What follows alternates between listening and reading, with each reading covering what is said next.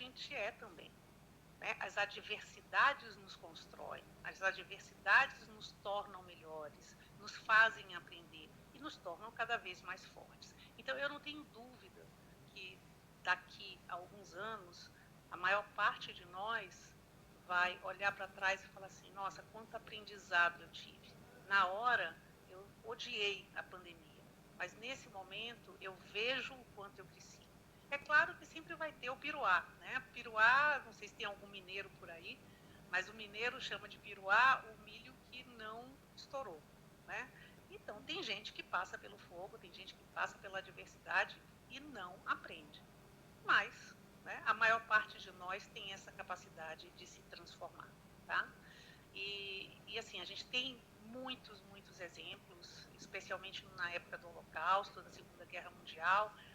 Tem um psiquiatra francês, quando ele era criança judia, durante a Segunda Guerra Mundial, ele foi levado numa captura nazista, evitou a detenção se escondendo em banheiros, depois ele foi para uma fazenda, se escondeu com outro nome, enfim, os pais dele foram presos, assassinados, mas ele, quando adulto, ele conseguiu se educar, se formou em psiquiatria e se dedicou, né, a se tornar um médico que ajudou muitas pessoas a superarem o estresse pós-traumático. Então, ele conseguiu transformar uma situação terrível em algo útil, né? Tem outro exemplo, essa pessoa, o Boris Cyrulnik, ele fala uma coisa que eu acho linda, que é nenhuma ferida é o destino.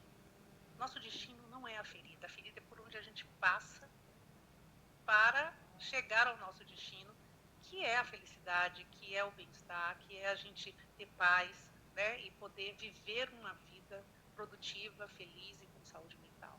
Né? Outra pessoa que eu gosto muito, e se alguém puder escrever no chat esse nome desse livro, é um livrinho pequenininho, chama-se Em Busca de um Sentido, e é de um outro médico judeu que também viveu nos campos de concentração, chamado Viktor Frankl. É Viktor Frankl. Eu recomendo muito esse livro. E ele também esteve num campo de concentração e lá, até para manter a sanidade mental dele, ele começou a observar as pessoas. Por que algumas pereciam e outras conseguiam se organizar no meio daquele caos, cuidavam dos outros, eles se organizavam para um estar sempre de vigília para ver o alemão que vinha. Então, assim, e depois os que saíram conseguiram reconstruir suas fortunas, refazer suas famílias. Então ele começou a falar o que essas pessoas têm em comum. Né? E a primeira coisa que ele fala tem uma frase dele que eu acho muito bonita, que ele diz o seguinte: nós que vivemos no campo de concentração, nós podemos nos lembrar de pessoas que andavam pelos alojamentos, confortando as pessoas, dando seu último pedaço de pão, que talvez essas pessoas tenham sido em pouco número, mas que ofereceram prova suficiente de que tudo pode ser tirado do homem, menos uma coisa: escolher a sua atitude em qualquer circunstância, escolher o seu próprio caminho. Então, às vezes, as condições que a gente vive não podem ser alteradas, mas se a gente é impotente para mudar uma situação, a gente pode sempre escolher a nossa atitude em relação a essa situação. Então, esses exemplos de Job, de Viktor Frankl, mostram a nossa grande capacidade de nos recuperar de experiências traumáticas e de transformar situações ruins em algo de útil. E a gente também está enfrentando agora uma situação que é altamente estressante, que é muito séria, que é incerta mesmo. A gente tem essa questão. Mas controlando os nossos pensamentos, sentimentos e ações, a gente pode resultar num resultado positivo, tá? E aí eu queria finalizar, eu falei de pessoas, de judeus, eu queria finalizar com um exemplo católico, né, que é São Francisco de Assis, que diz, né, Senhor, me dai força para mudar o que pode ser mudado, tolerância para aceitar o que não pode ser mudado e sabedoria para distinguir uma coisa da outra. E isso é importante porque às vezes a gente luta cavalos de batalha, né, a gente faz igual o Dom Quixote lutando contra moinhos de vento, em coisas que a gente não vai conseguir mudar. Você não vai conseguir mudar a aglomeração que existe no Leblon ou que agora existe em Salvador do chopp, né, nos bares. Você não vai conseguir. Você tem que entender o que você pode mudar. Então, e aí investir sua força nisso, né? Então força para mudar o que pode ser mudado, aceitar, tolerância para aceitar o que não pode ser mudado e sabedoria para distinguir uma coisa da outra, que é o mais importante. Porque tanto às vezes a gente faz cavalos luta, moinhos de vento, ou outras vezes a gente se acomoda em coisas que a gente podia mudar. Então, vamos lembrar de agora, nesse momento, lutar as boas batalhas, né? Aquelas que são possíveis. E aí, a gente entra em como, né, quais são as estratégias, como a gente pode enfrentar a adversidade. Eu falei que resiliência não é somente resistência, mas é a habilidade que a gente tem de encarar, de superar os desafios, mas também de um modelo mental que permite que a gente ressignifique o evento para que a gente possa encontrar soluções. Então, a primeira coisa é que as pessoas resilientes, elas são capazes de acreditar em si mesma e na sua capacidade de gerenciar os desafios da vida. Então, ela passa a ter um senso maior de controle sobre sua vida, ela assume mais riscos, ela tem uma visão mais otimista e, com isso, ela consegue desenvolver e manter relações positivas com os outros e viver vidas que são mais significativas, tá? Então, dentro daquilo que Viktor Frankl falou, de o que ele encontrou em busca de um sentido nesse livro, o que ele encontrou nessas pessoas, a primeira coisa que ele diz é que as pessoas resilientes, elas têm uma visão positiva da vida, né? Então, assim, essa visão de otimismo, de entusiasmo, de olhar para as circunstâncias de maneira positiva, de assumir a responsabilidade direta no que compete para ela, de trabalhar na resolução do problema em vez de se paralisar pela negatividade, porque, gente, coisa ruim na vida tem, e a gente tem que aceitar esse fato, né? A gente não pode viver sem adversidade.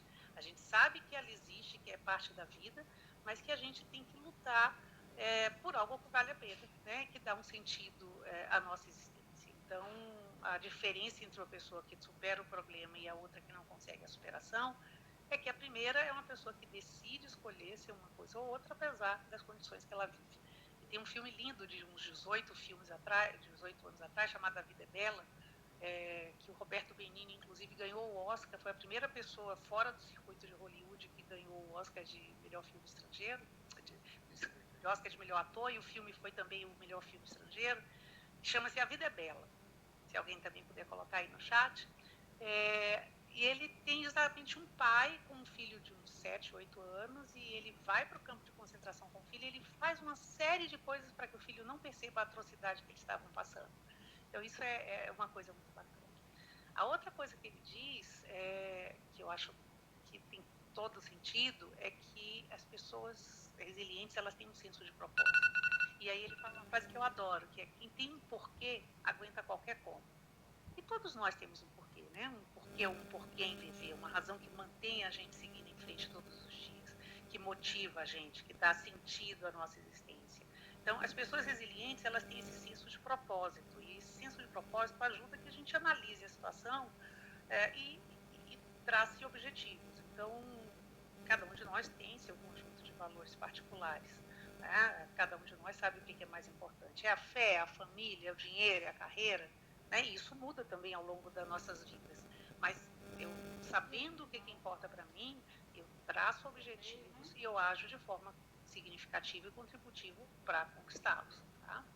Ele fala, o Frankl fala da desesperança como sofrimento sem propósito. Então, se você não consegue encontrar significado no sofrimento, sofrimento entenda como esses desafios que você está enfrentando, você tem tendência à desesperança. Mas se você consegue encontrar algum sentido na adversidade, você então consegue transformar o problema numa forma de realização, tá? Ele fala também que essas pessoas, elas veem desafios como oportunidade e sentem a possibilidade de aprender, mesmo que em determinado momento eu fracasse, eu erre, mas eu aprendo com esse erro, eu junto meus cacos e eu sigo em frente, né? E a questão da flexibilidade, porque para que eu ajuste os meus objetivos, para que eu encontre maneiras de me adaptar, eu tenho que ter flexibilidade, que é uma parte essencial da resiliência. As pessoas que são mais rígidas, elas têm muito mais dificuldade para lidar com mudanças, para lidar com desafios. Porque, de forma geral, Nós, seres humanos, Esta reunião está sendo gravada. A gente gosta do que é previsível, a gente gosta do que é conhecido, né? Mas, às vezes, as coisas acontecem e a mudança vai acontecer e você vai ter que aprender a redirecionar o sentido, né, do seu barco. Todos nós tivemos sonhos e objetivos e metas ceifados esse ano. Tinha gente que ia fazer uma pós-graduação, tinha gente que sabia que era naquele momento que ia ganhar a promoção, tinha gente que tinha decidido fazer uma aplicação qualquer porque queria arrumar a casa e aí alguém da família porque é empreendedor, porque perdeu o emprego, já diminuiu a renda familiar. Tinha gente que ia fazer viagem de 25 anos de casamento, tinha gente que ia casar, né? Ia ter filho. Muitos de nós deixamos os nossos sonhos de lado esse ano. Mas, né, quando você é flexível, você vai olhar e você está mais equipado para reagir a essa crise. E falar assim, bom, ok, não foi nesse momento, quando é que vai ser?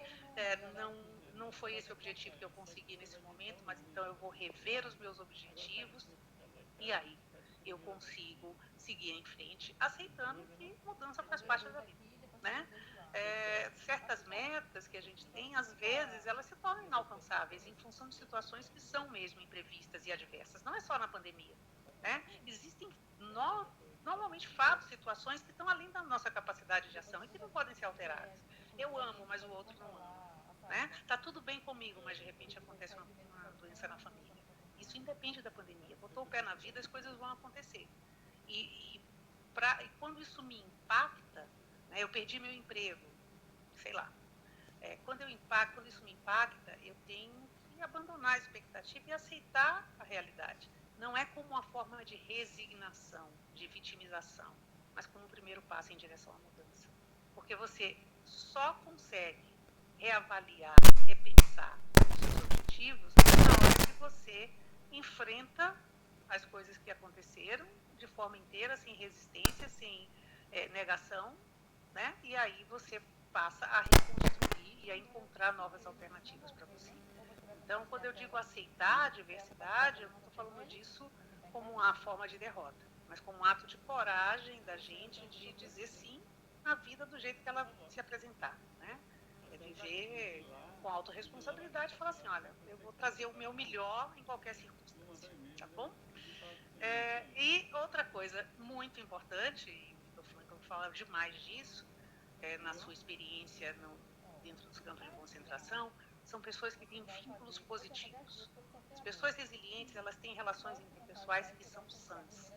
Elas desfrutam a companhia dos outros, elas dedicam tempo para os seus parceiros, elas dedicam tempo para a sua família, elas fazem amizades sólidas, elas mantêm amizades sólidas, mas também geram novos vínculos no trabalho, na igreja, na comunidade, enfim. Né? São pessoas que têm habilidade tanto para dar suporte quanto para receber quando necessita. Então, elas ajudam e se deixam ajudar.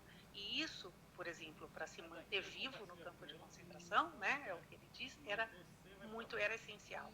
Saber pedir ajuda, gente, é um atributo da resiliência. Tá? Saber que eu não consigo fazer aquilo sozinho é sinal de força, não sinal de fraqueza.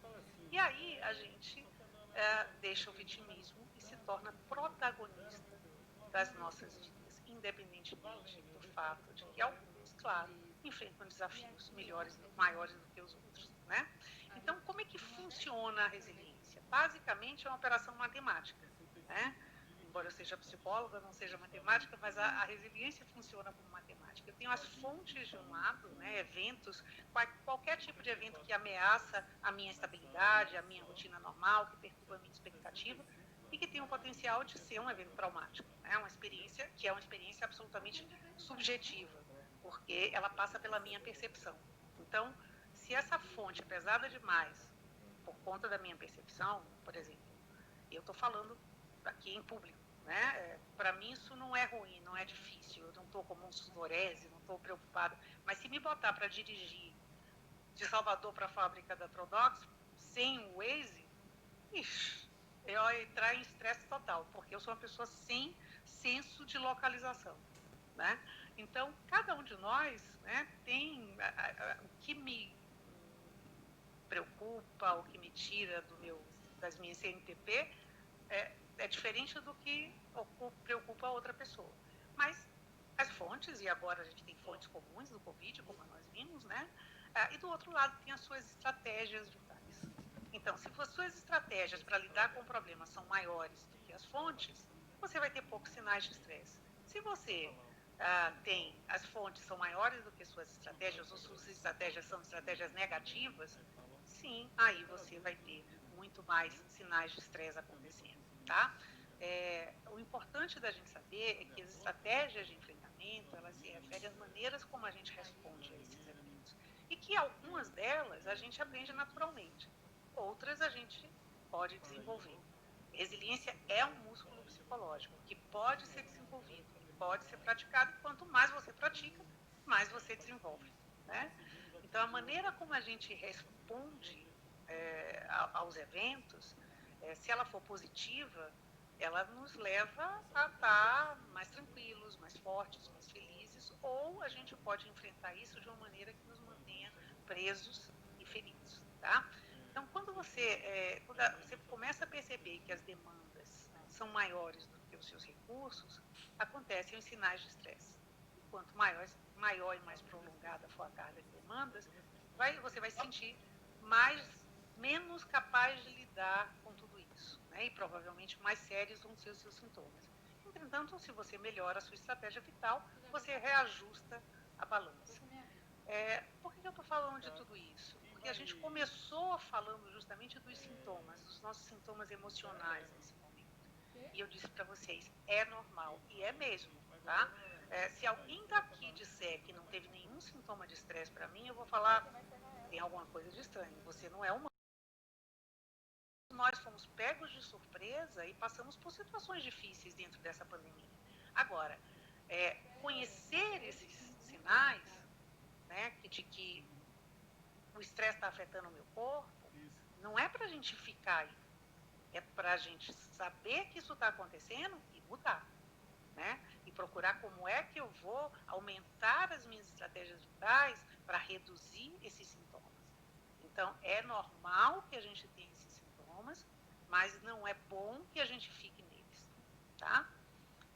Que sintomas a gente pode estar nesse momento tendo? Vocês já falaram de alguns que são muito mais voltados às emoções e aos humores, né? Que tem gente que está irritada, se sentindo triste, com ansiedade, inquieto, com falta de motivação, muita gente que está tendo perda de memória. A gente brinca com a história da calça jeans, né?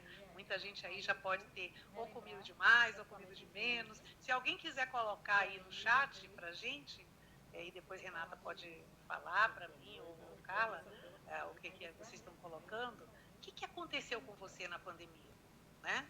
Comeu a mais, comeu a menos, se sentiu mais irritado, teve dor de cabeça, está dormindo bem, né? Eu, por exemplo, meu sintoma de estresse é a dor de cabeça. Eu viro um trator, faço as coisas, depois a dor de cabeça vem. Cada um de nós tem a sua assinatura pessoal e intransferível do estresse, tá? Então, você não vai reconhecer a mesma coisa que a outra pessoa tem. Cada um de nós sabe onde é que seu calo dói, né? Então, pode ser dor de cabeça, pode ser dor no peito. Um sintoma muito grande que tem acontecido é a insônia. E isso é muito preocupante, tá, gente? Porque a gente já vem, antes da pandemia, com as pessoas tendo dificuldade para dormir, as pessoas dormindo muito pouco, acordando no meio da noite, e isso acentuou na pandemia. E o sono, ele é muito importante para reparar o nosso nível de energia, para nos colocar de volta de uma maneira que a gente consiga enfrentar os desafios. Uma pessoa que não dormiu bem, isso afeta inclusive a sua capacidade de decisão. Você não sabe se quer comprar uma pizza de mussarela ou de atum, tá? Nossa capacidade de decisão, o nosso foco, a nossa concentração. Então, atrapalha habilidades que são importantes para o nosso trabalho e atrapalha a nossa sensação de bem-estar, nossa capacidade de nos relacionar. Quem com sono quer bater papo com o marido ou com a mulher? Ninguém, né? Alguém aí colocou, Renata, Carla, alguém colocou aí quais são os sinais e sintomas sintomas que tem tido no chat? Não colocamos, não, mas são esses daí mesmo, eu acho. Eu mesmo comer demais, é só que eu tô. A calça jeans, né? A calça jeans está sofrendo nessa época. Eu tô dando graças a Deus do home office, senão ia ter que comprar roupa nova para ir pro escritório. É isso aí. No meu caso, eu acordava no meio da noite, Rita, mas graças a Deus já melhorou. Já tô dormindo direitinho. Então, mas aí não é legal a gente olhar e falar assim, bom, é isso que está acontecendo comigo, tá bom. Então, meu corpo está me dando um sinal, meu humor está me dando um sinal, meu comportamento está me dando um sinal. O que é que eu vou fazer a partir daí, tá? E eu acho que a gente não olha isso com muita atenção, sabe? É quando o nosso celular, se o celular está aqui, se você vê que ele está perdendo a bateria, você está logo procurando uma tomada para colocar a bateria. Mas você não lembra de fazer a mesma coisa com você, né? O celular você pensa, pô, eu não carreguei antes, eu estou com um ponto. Mas a gente não faz a mesma coisa com a gente. E resiliência, né, também não é só dificuldade de responder à pressão. A resiliência é como você recarrega, né? Não é só como você suporta, é como você recarrega a bateria. Como é que a gente pode se manter saudável, se manter energizado para dar conta de tudo isso que está acontecendo? E assim, gente, a pandemia vai passar, mas a vida vai ter sempre desafio, né? Então, como é que a gente pode fazer isso? Eu queria falar das estratégias que são imediatas, né? De resiliência, são coisas que vocês vão falar assim, nossa, mas que bobagem, mas é verdade, né? É o que funciona. Sabe aquele momento que você está a ponto de estourar, você está sobrecarregado, não consegue pensar com clareza, não consegue terminar aquele relatório, acha que vai acabar dando uma bronca no filho, ou falando uma besteira numa reunião, né? Nesse momento, o que você pode fazer, né? Tem estratégias que são muito específicas, que elas oferecem alívio imediato. E a primeira coisa, gente, é simples, dar um tempo. Que, Rita? Dá um tempo? Dá um tempo. Dá um tempo. Para o que você está fazendo, faz alguma coisa totalmente diferente, vai arrumar a cama se você está em home office, né? Vai tomar um cafezinho se você está na fábrica, fala com alguém, ou fecha o olho e se lembra de uma cena favorita de um filme, se force a estar mentalmente em outro lugar. E junto com dar um tempo, uma boa coisa também é contar até 10. A gente fala isso para os filhos, né? Conta até 10. E é uma boa ideia contar até 10. A gente faz isso, você permite tempo e distração para gerenciar suas reações iniciais. Isso fornece um atraso que lhe traz calma, tá? Agora, se você puder dar um tempo, contar até 10 e respirar profundamente, isso é melhor ainda, tá? Se você, entre um número e outro, você fizer respiração profunda, isso vai ajudar a acalmar o seu sistema nervoso central. E funciona se você tiver um sintoma de pânico, com desconforto. Então, às vezes, a pessoa, por exemplo, que entra num avião e ela tem medo de avião, tá?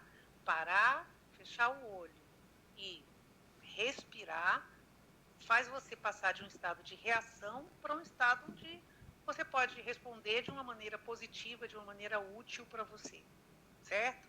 Então, como é que... Agora, é uma respiração qualquer? Não, é uma respiração que seja diafragmática. Então, não adianta aquela respiração que a gente respira do peito para cima, né? Aquela respiração de cachorrinho, que é a respiração da angústia. Não, é a respiração com diafragma. Então, você pode... Aqui, a gente está sentado, né, numa cadeira, apoiado. Então, se você colocar uma mão na barriga e a outra no peito e respirar pelo nariz, quando você inspira, você tem que sentir a sua barriga subir. E quando você expira, você tem que sentir a sua barriga mais baixa. A mão da barriga tem que se mover mais do que a mão do peito, né? E você tem que fazer, pelo menos, aí 3 respirações profundas e completas, né? Respirando em 3 tempos e expirando em 3 tempos. Gente, isso é poderoso. Respiração é algo poderoso. E a outra coisa, que é muito bom pra gente, claro, cada um no seu limite, se exercitar. Então, assim, ia falar uma palavra errada para o marido, ou para a esposa, ou para o chefe, levanta, 10 polichinelos, ou desce 10 flexões, claro, se você for fisicamente capaz, porque isso bombeia o sangue e libera endorfina. E na hora que você libera endorfina, isso traz uma melhora imediata do corpo. Então, é verdade, tá? Pode, da próxima vez que você tiver a ponto de falar alguma coisa errada, faz 10 polichinelos e você vai lembrar de mim. Você, nossa, quero mais brigar não, tá? É realmente poderoso fazer isso daí. Mas, claro, isso eu falei, são estratégias muito imediatas, isso não muda o seu mindset, isso não muda a forma como você lida com as coisas, de forma geral, tá? Então, é uma estratégia imediata, a gente vai pensar agora em outra coisa, em estratégias que você tem que ter para gerenciar os seus pensamentos. Então, é mais a longo prazo. Como é que eu tenho que fazer quando eu estou constantemente pensando no que está errado, eu estou me preocupando com os piores cenários, eu estou tirando conclusões que são baseadas em minha emoção e não no que é a realidade, né? Aí a gente tem que trabalhar um pouco mais, porque ter confiança em sua própria capacidade de lidar com o estresse tem um papel muito importante na resiliência. Né? Se tornar mais confiante nas suas habilidades, incluindo na sua capacidade de responder, de lidar com a crise, é uma ótima maneira de construir resiliência. Então, assim, às vezes a gente tem pensamentos negativos na nossa cabeça, né? Cuidado, preste atenção nesses pensamentos limitantes. Quando você pensar assim, eu sou incompetente, você tem que praticar imediatamente substituir por um positivo. Não, eu posso fazer isso. Nossa, eu sou uma porcaria, eu não consigo dar conta de lidar com o homeschooling do meu filho, eu sou péssimo. Não sou não. Eu sou uma ótima mãe, eu sou um ótimo parceiro, eu sou bom no meu trabalho. A autoestima, ela tem um papel muito importante no enfrentamento do estresse. É claro que a gente sabe que tem pessoas que, seja por nascimento mesmo, ou porque tiveram uma vida mais fácil, ou porque tiveram exemplos dentro de casa de pessoas mais otimistas, ou de pessoas que têm maior autoestima, já tem isso de uma forma mais natural. Outras precisam aprender. Mas lembrem o que eu falei, a gente pode aprender, né? A gente pode ajustar o nosso processo de pensamento. É claro que, às vezes, é difícil a gente manter essa perspectiva otimista num momento de pandemia. Mas se você se concentrar na esperança, se você começar a visualizar tempos melhores, se você, quando se sentir cheio de pensamentos negativos, você desafiar esses pensamentos e falar em voz alta mesmo, né? Não é isso, né? Esses pensamentos perdem o poder. Então, pense de onde vem isso e ofereça pensamentos positivos alternados. E a gente pode fazer isso e a gente pode ensinar as nossas crianças a fazer isso.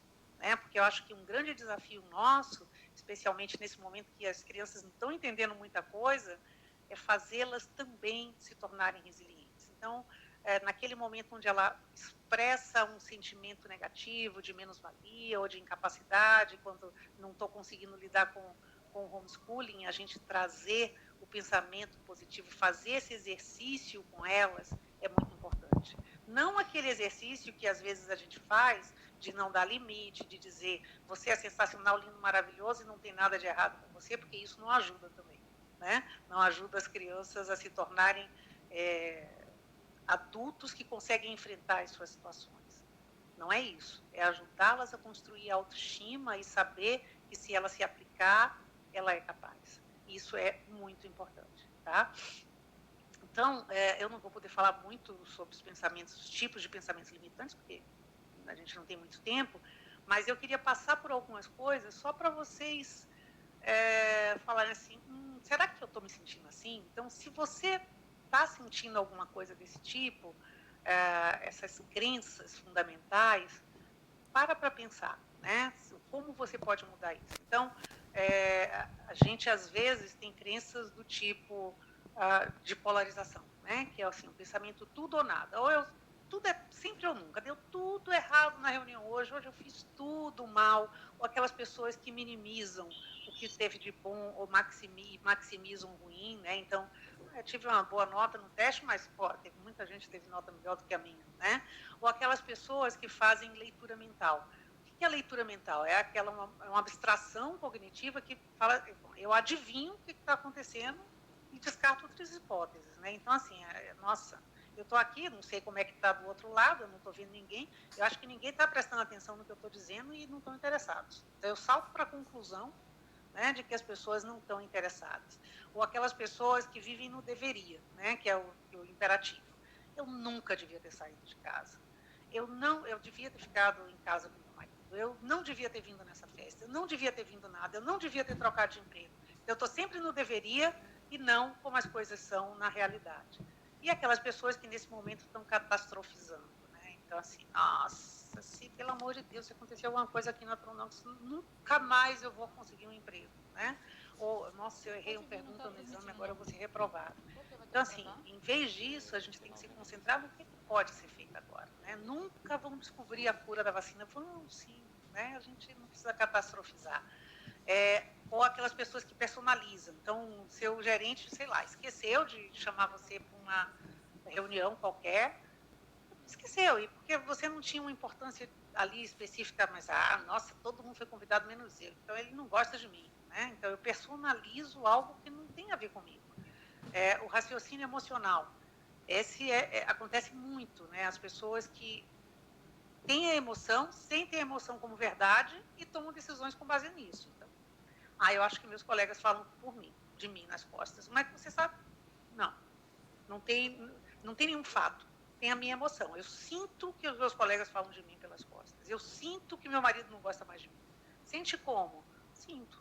Né? E aí eu sinto, faz com que eu tome decisões. As pessoas que têm a visão em túnel, né, de tudo correu mal, e a rotulação, que é uma coisa muito ruim, tanto para a gente, né, quando a gente se coloca o rótulo de incompetente, de feio, de incapaz, ou quando a gente coloca o rótulo no outro. Né? Aquela pessoa, nossa, eu pedi uma ajuda, ele não me ajudou, nossa, ele é super egoísta. Ou quando, sei lá, você foi colega de escola de alguém e aí encontra essa pessoa novamente na Tronox, que essa pessoa está no cargo de liderança, ela nunca estudou, mas isso foi 20 anos atrás, né? E você coloca um rótulo e aquela pessoa continua sendo para você a mesma coisa. Isso é muito ruim nos nossos relacionamentos, né? Até nos relacionamentos pessoais, né, de casais. Você quer que a pessoa mude, a pessoa se esforça, mas você rotulou ela daquele jeito e você não percebe que ela, de fato, está fazendo um esforço e, de fato, ela mudou. Então, se algum de vocês olhou isso daí e teve um incômodozinho, eu acho que de vez em quando eu faço isso, né? Vamos pensar que pensamento positivo, né, é uma das coisas mais importantes para a resiliência, gente. Então, toda vez que você estiver nessa crise, é claro que a gente já está cansado, 7 meses, 8 meses, então, assim, vem o pensamento negativo, para e respira. E interrompa esse pensamento. Dê um comando mesmo. Para, Rita. Não vai ficar pensando assim. Aí respira profundamente, porque isso vai lhe dar o tempo para você analisar de forma clara e consciente. Isso que eu estou pensando faz sentido? Não faz sentido. Né?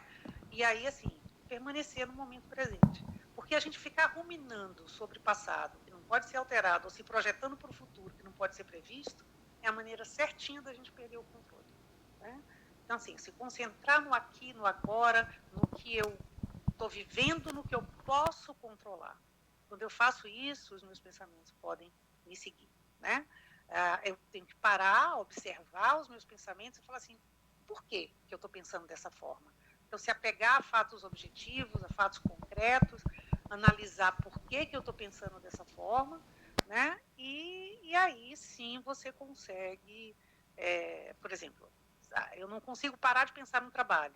Então, fazer um plano mesmo para separar a vida profissional do pessoal. Então, assim, eu vou definir que a partir de agora eu vou parar 40 minutos para almoçar e não vou falar de trabalho nesse momento. Se eu não consigo fazer isso a 1h da tarde, eu vou fazer às 2, mas eu vou parar para fazer. Né? Quando você faz isso, você consegue ir mudando o seu mindset. E, assim, nos momentos de tristeza, nos momentos onde realmente o pensamento negativo veio, se colocar em um ambiente confortável é muito importante, porque o mundo exterior afeta o mundo interior, né? Então, se você está se sentindo mal, acender uma vela, escutar uma música relaxante, ir para o seu canto favorito, assistir um filme que você gosta, sempre vai ajudar a gente nessa questão, tá? E aí, assim, reconhecendo que a vida não está fácil, né? A gente está sendo mesmo, sentindo a capacidade de enfrentamento diminuir, mas assim, isso não é uma corrida de 100 metros, gente, isso é uma maratona, né? É uma maratona. A gente ainda não tem a vacina, a gente está no meio da pandemia, isso vai ter repercussões na vida financeira nossa, isso vai ter repercussões na nossa saúde mental, na saúde das pessoas que estão em volta da gente. Alguns de nós perdemos pessoas queridas. Então, claro, é legítimo que a gente tenha sentindo essa capacidade de enfrentamento diminuindo. A gente tem que ter estratégias para o resto da vida, né? Como é que eu posso ter estratégias diárias, hábitos diários de resiliência? Eu preciso, primeiro, desenvolver uma forte rede social. Importante ter pessoas em que você possa confiar, né? Ter pessoas atenciosas, ter pessoas solidárias ao seu redor, amigos, parentes, é um fator de muita proteção em tempos de crise, né? É claro que seu problema não desaparece se você fala com um amigo, né? Mas quando você compartilha seu sentimento, quando você recebe feedback positivo, talvez você encontre as soluções, né?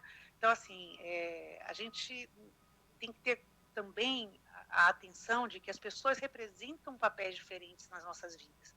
Pode ser que você tenha um amigo que é aquele que tem o caderninho das receitas básicas de 10 minutos que você consegue fazer num instante, que tem, sabe lhe indicar todos os recursos que você precisa, né? Tem outro que bota sua cabeça no colo e lhe nutre com afeto. Tem outro que tem conversas fantásticas com você e lhe faz, ir lá para cima, né? Então, assim, tem aquela pessoa que pode lhe ajudar com situações práticas, ficar com o filho naquele momento. Então, quem é a minha rede social? E cada um deles representa um papel diferente. E que eu saiba pedir essa ajuda, né? A outra coisa são hábitos saudáveis. E aí a gente está falando de sono de pelo menos 7 a 8 horas por noite, é reparador, de refeições nutritivas, a gente está falando de exercício, de não parar o exercício, de se hidratar, né? Aí se você falar, bom, isso tem alguma novidade? Não tem novidade nenhuma. Todo mundo fala disso. Doutora Márcia deve falar disso para vocês a cada exame periódico, né? Vocês recebem isso através do programa de qualidade de vida da Tronox, porque seus parentes falam isso com você, porque você lê na revista. Não existe nada de novo em relação a isso. A gente precisa desenvolver hábitos saudáveis para ter capacidade de enfrentamento. Agora, tem uma coisa a mais na pandemia, né? É que isso vai trazer imunidade para você. E você pode até dizer, Rita, mas, sabe, eu conheço gente que era super saudável e aconteceu alguma coisa ruim, né? E acabou sendo hospitalizado, tá. Mas isso não é estatisticamente comprovado, né? Então, assim, normalmente, quem tem mais saúde tem mais imunidade. E você precisa dessa imunidade se o vírus chegar perto de você. Então, gente, tem que cuidar da alimentação, tem que fazer exercício mesmo no espaço confinado, tem que tentar dormir. Agora, a gente quer ter bom sono, mas a gente não quer largar o celular 2 horas antes de dormir. A gente fica com o celular até o final. É claro que aquela luzinha, né, vai atrapalhar o seu sono. Então, assim, tomar um leite quente, tomar um banho quente 2 horas antes de dormir, deixar o celular de lado, isso vai fazer com que melhore o seu sono. Quando melhora o seu sono, aí você consegue mais energia para fazer todas as coisas, inclusive o exercício. Então, veja, é um círculo virtuoso que acontece, tá? E existem outras necessidades de liberar a atenção, porque né, não tá fácil. Então, assim, como é que eu posso expressar a minha emoção? Algumas pessoas podem cantar, outras podem dançar, outras podem desenhar. Tem muita gente fazendo diários da pandemia, o que eu acho muito legal, porque daqui a uns 5 anos a gente olhar esses diários é o máximo, né? Então, assim, qual é a maneira que funciona bem para você liberar a atenção? não deve ser se jogar no sofá e ver Netflix somente, né? Tem outras coisas que você pode fazer e que aí funcionam como sua própria estratégia pessoal para promover a resiliência. Outra coisa que tem sido muito falada e que é importantíssima, meditação. Quem aí medita?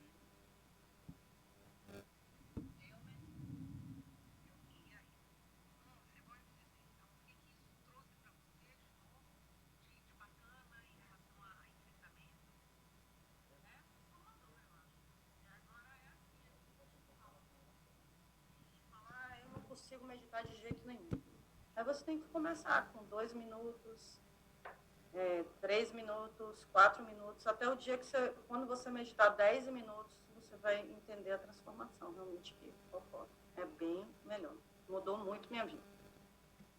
Eu acho. Tem mais alguém que quer fazer um depoimento em relação a isso? Tem algumas pessoas aqui dizendo, doutora Márcia medita, Raquel medita.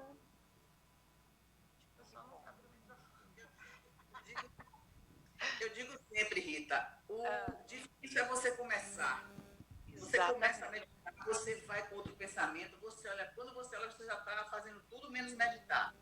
Aí a proporção que você vai conseguindo é o passo a passo, você vai caminhando passo a passo, você faz isso com facilidade. E não precisa fazer meditação durante 1 hora, ficar lá, não. É uma coisa que você pode fazer, como Mônica diz, durante um período curto, mas em que você realmente faça uma meditação. Não é fácil não, mas uma vez que se consegue, é uma boa coisa. Tá. Gente, eu estou vendo aqui que Renata está me dizendo que a gente tem uma limitação no tempo, né? Eita, então deixa eu correr aqui. Bom, eu acho que vocês já falaram sobre essa questão da meditação, é importante mesmo a gente pensar que isso pode ser feito com 1 minuto, 2 minutos, 3 minutos, mas a gente tem que se aplicar, tá? E a outra coisa, estou terminando, viu, Renata? Me dá 2 minutos mais? Ok. Tá bom. Então, a outra coisa que eu não posso deixar de falar para vocês é da questão da gratidão, tá? Não gratidão, #gratidão pôr do sol, né? Nem aquela gratidão que sai da boca para fora, obrigado e pronto. Mas a gratidão, como também não é aquela gratidão, porque eu tive filho, porque eu tive uma promoção, né? Que são momentos bacanas de alegria, de euforia. Mas eu estou falando da gente trazer para o cotidiano exercícios de gratidão, né? Como um investimento de energia mesmo, como uma escolha de postura, onde a gente vai otorgar valor às coisas ou às pessoas que acontecem na nossa vida. Cotidianamente encontrar motivos de valor para reconhecer as pessoas, as relações. E isso muda o nosso foco do reclamar sobre o que a gente não tem ou acha que a gente merece para o que a gente sabe que tem, que é positivo e que é benéfico, tá? Então, como nossa mente tem um viés negativo, se eu tivesse que dar uma receita de bolo para vocês, eu diria, medite de manhã, né? Para que você ganhe energia, para que você ganhe foco, disposição, desses 10 minutinhos que a doutora Márcia falou, que a Mônica falou, começa com 2, vai para 10, e ao final da tarde, né, como a nossa mente ela verifica mais o que teve de negativo, para e pensa, o que aconteceu de melhor para mim? Né? A que eu devo ser grato neste dia? Tem gente que usa um potinho em cima da mesa, tem gente que, se você for no YouTube, você vai ver 21 dias de exercício de gratidão, mas é importante você parar aí para pensar sobre isso e é poderoso, gente. Tem muita experiência, inclusive com análise de ressonância magnética, de que quem pratica a gratidão ativa as estruturas mediais do córtex pré-frontal e isso potencializa as nossas relações, promove tranquilidade, relaxamento, traz regulação emocional, reduz o estresse, etc. Então, meu convite para vocês é que vocês sejam gratos, tá? E aí a gente está acabando, né? Eu digo sempre que tem uma enorme diferença entre conhecer o caminho e percorrer o caminho, né? Porque tudo que eu falei, vocês já sabem, mas saber não é suficiente. Saber que você tem que comer de forma mais saudável, que você tem que meditar com mais frequência, não é você fazer isso. Então, o importante agora, estamos em 1 minuto final, Renata, juro, é que a gente estabeleça metas para a gente, desenvolva responsabilidades, pense, eu posso fazer algo que eu não teria tentado se não fosse a ameaça do vírus, o que eu posso tomar de ação deliberada, focada para formar novos hábitos, né? Essa foto sou eu andando o caminho de Santiago. Eu, há 15 anos atrás, andei o caminho de Santiago, 876 quilômetros. Isso é no início do caminho. Ninguém precisa andar o caminho para escolher o ponto por onde você deve começar, tá?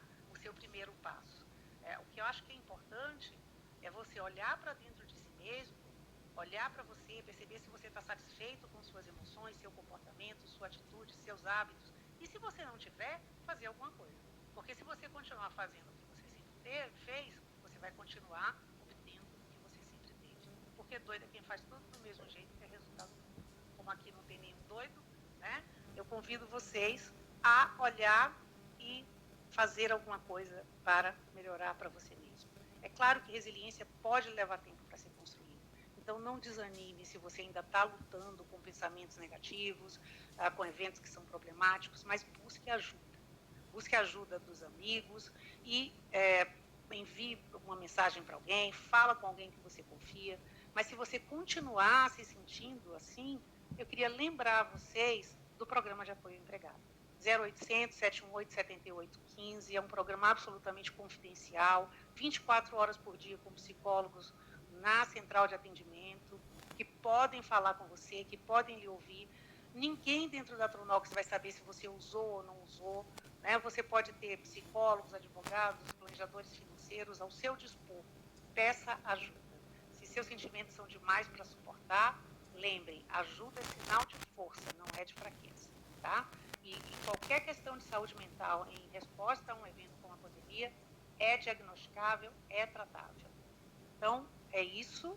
E eu queria, não vou nem seguir aqui, eu queria só agradecer a vocês, pedir desculpas que eu passei um pouquinho do tempo, 5 minutinhos aí, mas agradecer muito esse tempo que nós passamos juntos, dizer para vocês que tudo é impermanente, então a pandemia vai passar também. Quando passar, eu tenho certeza que nós, como indivíduos e como comunidade, vamos ter crescido, tá? É esse o meu pensamento, eu sou uma pessoa positiva. Obrigada pela companhia de vocês hoje de manhã. Que agradecemos imensamente pela sua participação e a CGP do Brasil por estar presente na nossa debate. Foi excelente a palestra, comentários maravilhosos. Daria para a gente bater o papo aí o dia todo. Vou passar a palavra para a Carla agora. Tá bom. Muito obrigada, Rita, né, pela palestra maravilhosa, como Renata já falou aí, e as pessoas, né, nos comentários. Enquanto o Jefferson vai abrir o sorteador eletrônico para a gente fazer o sorteio dessa palestra, queria só lembrar que, seguido aí, teremos a importância da leitura e das histórias infantis na formação das crianças. Quem estiver em casa, chama as crianças para poder assistir essa palestra. 12 horas, segunda eliminatória, Game C Patronox. Lembrando, quem está em casa vai precisar de 2 telas para poder, uma para jogar, outra para assistir. E às 15 horas, palestra Outubro Rosa, Saúde da Mulher, Nutrição Estética versus Imunidade. Então, assim, muito obrigada a todos que assistiram aqui, né, também a palestra, a quem está em casa. E agora nós vamos sortear 2 prêmios para as pessoas que estão em casa e as pessoas que estão nos assistindo também de outros lugares, viu?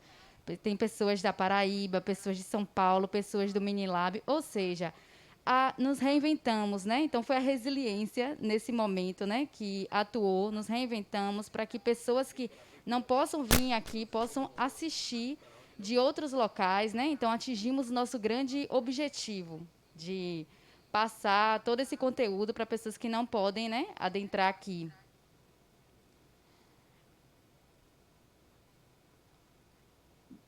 Batemos um grande número de pessoas assistindo a gente, né? Tanto aqui quanto pessoas de casa, tudo seguindo as recomendações, né, de protocolos de segurança.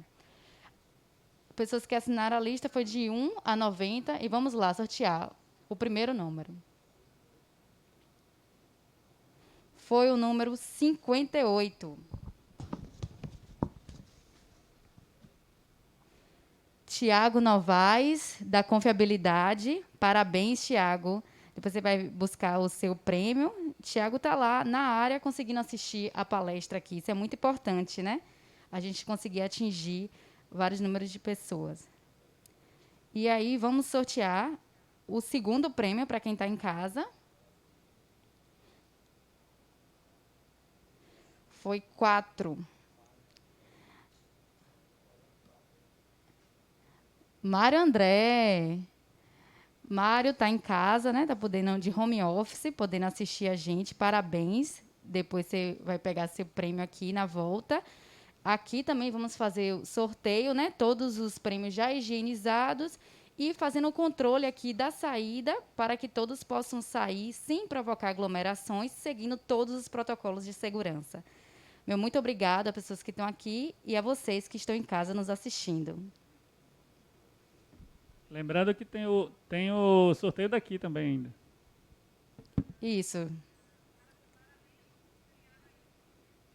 E agora vamos seguir aqui com o sorteio presencial. Obrigada. Presencial.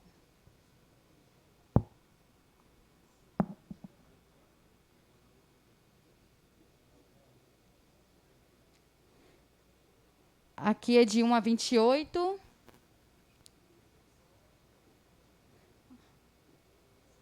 O número sorteado foi o número 7.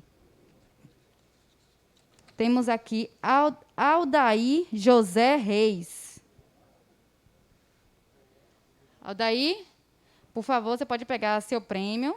Levantar e pegar, já está higienizado. E agora o segundo.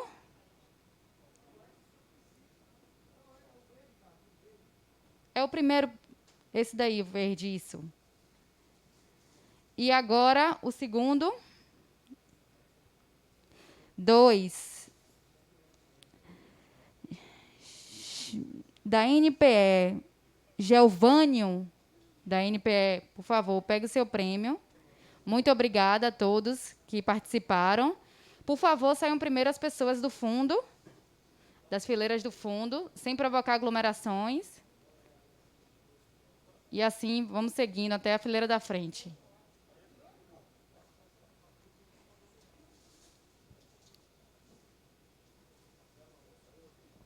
Muito obrigada pela presença de vocês.